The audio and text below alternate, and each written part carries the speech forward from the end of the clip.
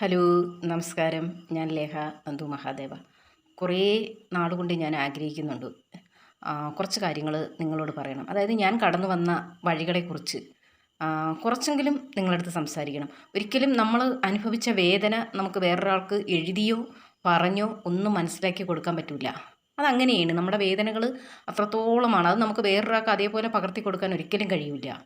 പക്ഷേ ഇങ്ങനെ കുറച്ച് കാര്യങ്ങൾ എനിക്ക് പറയാൻ പറ്റും. ഞാൻ കടന്നു വന്നതിനെ കുറിച്ചിട്ട് കുറേ കാര്യങ്ങൾ എനിക്ക് പറയാൻ പറ്റും. അത് ഒരുപാട് പേർക്ക് അതൊരു ആശ്വാസം ഉണ്ടാവും എന്ന് ഞാൻ വിചാരിക്കുന്നു. കാരണം എൻ്റെ അവസ്ഥയിലാണ് ഒരുപാട് അമ്മമാർ മക്കളെ നഷ്ടപ്പെടുക.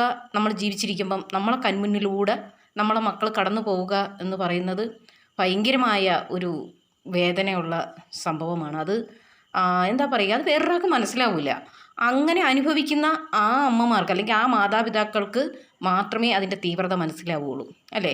അല്ലാതെ വേറൊരാൾക്ക് മനസ്സിലാവില്ല. ഞാൻ എപ്പോഴും പറയും പോലെ എന്നെ പ്രസവിച്ച എൻ്റെ അമ്മയ്ക്ക് പോലും എന്നെ മനസ്സിലാവില്ല. അതാണ് അതിൻ്റെ ഒരു വേദന. ആ വേദന അതിൽ കൂടി കടന്നു പോകുന്ന കുറേ അമ്മമാർ. സത്യത്തിൽ നമുക്കിപ്പം സോഷ്യൽ മീഡിയയിലൊക്കെ തുറന്നു കഴിഞ്ഞാൽ ഭയങ്കരമായ പേടി തോന്നും. കാരണം ദിവസം എത്ര കുഞ്ഞു മക്കളാണ് ഏതെല്ലാം കാരണങ്ങളാൽ കടന്നു പോകുന്നത്. അത് ഇപ്പോഴും ഒരുപാട് അധികമാണ്. പണ്ട് എൻ്റെ ചെറിയ നാട്ടിലൊന്നും ഇങ്ങനെയൊന്നുമില്ല.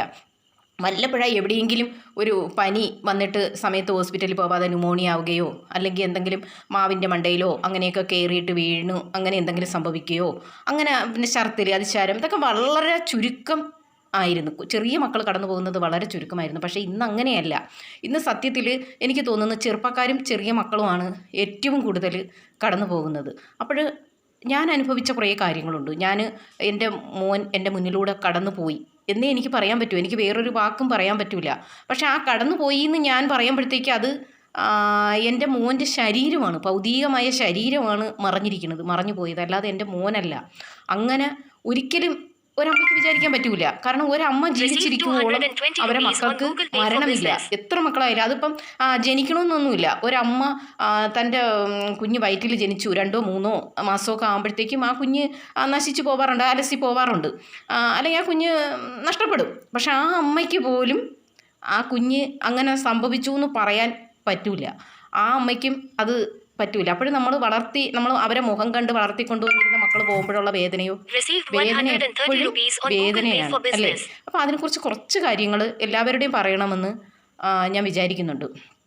അത് നിങ്ങൾക്ക് താല്പര്യവും നിങ്ങൾക്കത് കേൾക്കാനുള്ള താല്പര്യമൊക്കെ ഉണ്ടെങ്കിൽ ഉറപ്പായിട്ടും ഞാൻ ആ വീഡിയോകൾ ചെയ്തിടാമെന്ന് ആഗ്രഹിക്കുന്നു.